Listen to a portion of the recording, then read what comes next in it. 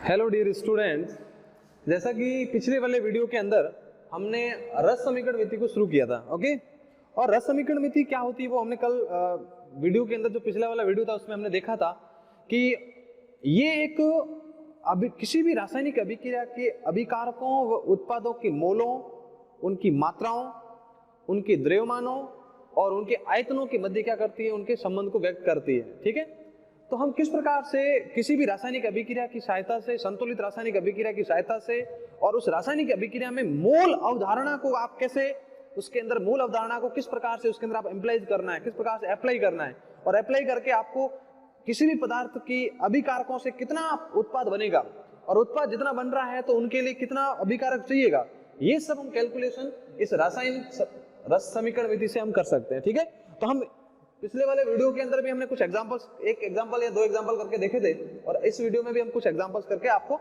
समझने का या उसको समझाने का आपको प्रयास करते हैं। तो देखिए क्वेश्चन हम लेता हूं, क्या क्वेश्चन है देखिए ध्यान से।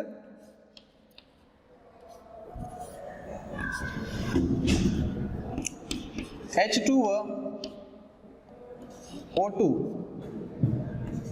STP पर क्रिया करके H2O2 STP पर क्रिया करके H2O2 STP पर क्रिया करके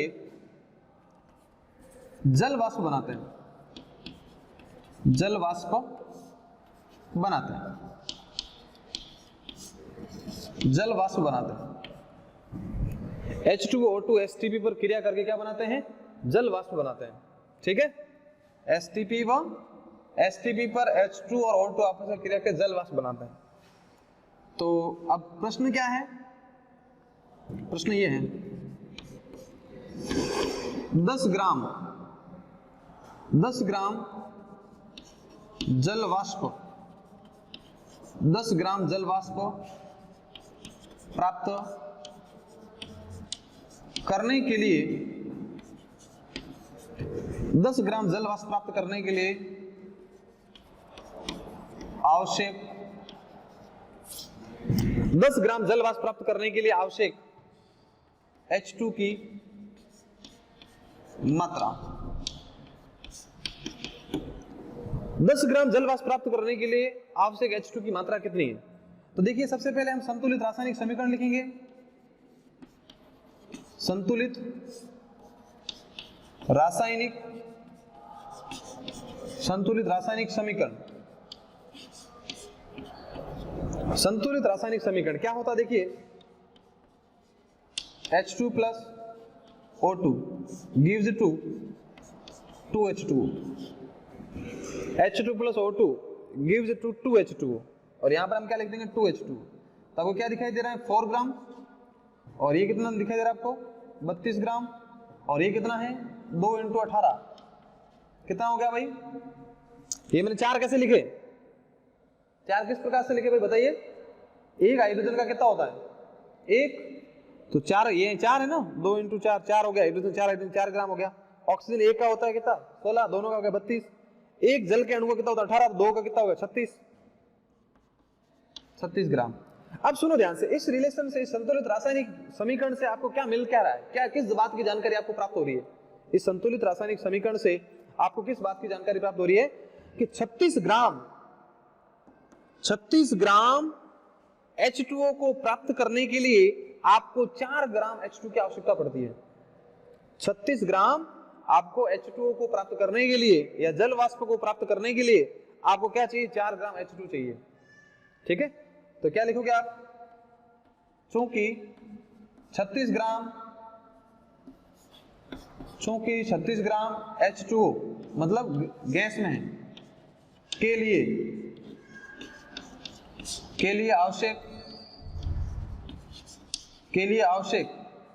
36 ग्राम H2O गैस के लिए आवश्यक क्या, आवश्यक H2 4 ग्राम, आवश्यक H2 बराबर क्या लिखूंगा 4 ग्राम।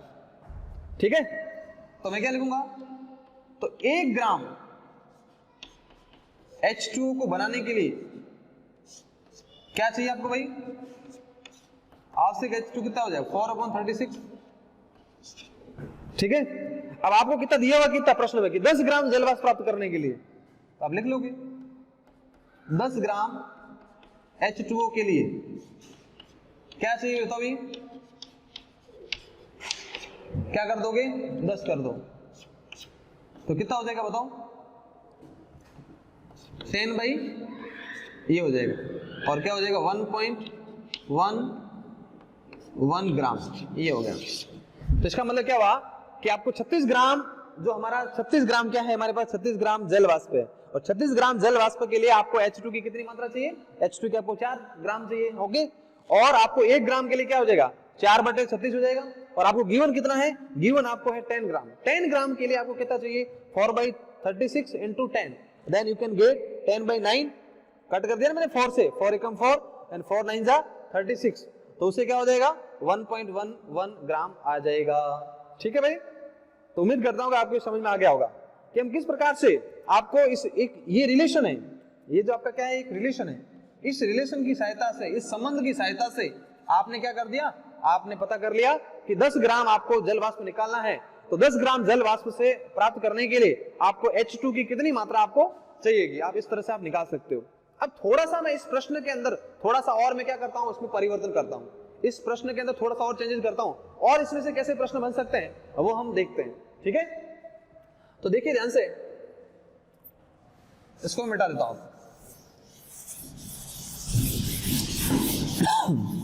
देखिए इधर ध्यान से कि हमारे पास में, जैसे मैंने अब बी नंबर क्वेश्चन से 10 ग्राम H2O गैस को प्राप्त करने के लिए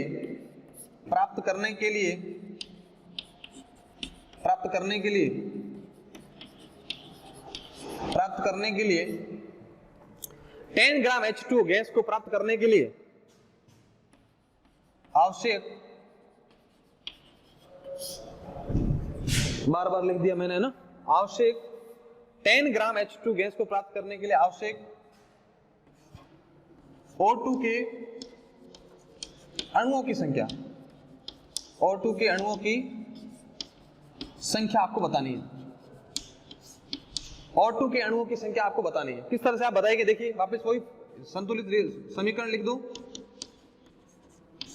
gives to, क्या बोलोगे आप, 2H2O, और इसको मैं क्या लिख दूंगा 2, ये बैलेंस हो गया।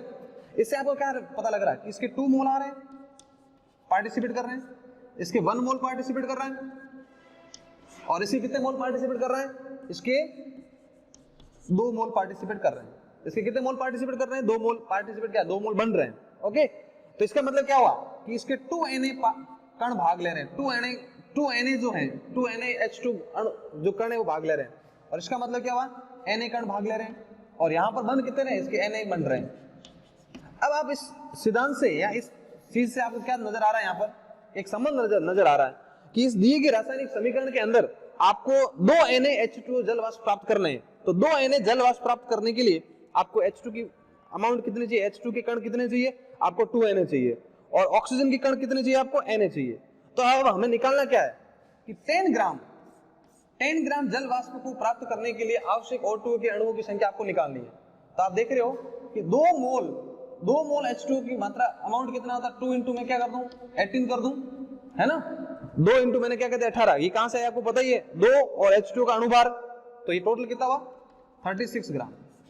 तो आपको क्या नजर आ रहा है कि 36 ग्राम जल वाष्प को प्राप्त करने के लिए आपको ऑक्सीजन के अणुओं की कितनी मात्रा की आवश्यकता पड़ रही है, Na की पड़ रही है। तो मैं यहां क्या लिखूंगा, क्योंकि 36 ग्राम H2O के लिए क्या लिखूंगा, NaO2 चाहिए। ठीक है, 36 ग्राम H2O के लिए आपको Na चाहिए, 36 ग्राम के लिए आपको NaO2 अणु चाहिए। तो इसके लिए हम क्या करेंगे कि 1 ग्राम H2O के लिए कितना चाहिए आपको, Na/36। अब आपको निकालना है 10 ग्राम के लिए कि 10 ग्राम H2O के लिए क्या करोगे, Na/36 इंटू क्या कर दोगे 10 कर दो, तो टोटल वैल्यू क्या आ जाएगी आपके पास में 10 Na अपॉन 36। Na का मतलब आपको पता ही है, Na बराबर क्या होता है अवोगाद्रो नंबर 6.022 इंटू 10⁻23 अणु, ऐसे कण भी बोल सकते हो पर मोल। तो Na की वैल्यू रखने पर यहाँ पर आपको क्या आ जाएगी, यहाँ पर आपको O2 के अणु की संख्या आ जाएगी। ठीक है, तो आपने क्या देखा कि 10 ग्राम H2O को प्राप्त करने के लिए आवश्यक O2 के अणुओं की संख्या, आवश्यक O2 के अणुओं की संख्या क्या हो जाएगी 10 Na/36। ठीक है, 10 Na/36 आप क्या निकाल दोगे, उनके अणुओं की संख्या आप निकाल दोगे। ओके, तो एक और क्वेश्चन सॉल्व करते हैं इसी सिद्धांत पर और इसी कॉन्सेप्ट के बेस पर। देखिएगा, देखिए रस समीकरण मिति को समझने के लिए हमें मोल कॉन्सेप्ट आना अति आवश्यक है। विदाउट मोल कॉन्सेप्ट आप इस तरह की क्वेश्चंस को सॉल्व नहीं कर पाओगे। तो इसलिए आपको जो पहले आपने मोल कॉन्सेप्ट पढ़ा है उसको अच्छे से समझे, देन उसके बाद में आप इस रस समीकरण मिति के जितने सारे प्रश्न हैं उनको आसानी से सॉल्व कर पाओगे। ठीक है, तो देखिए एक क्वेश्चन और देखिए, 200 ग्राम CaCO3 को विघटित,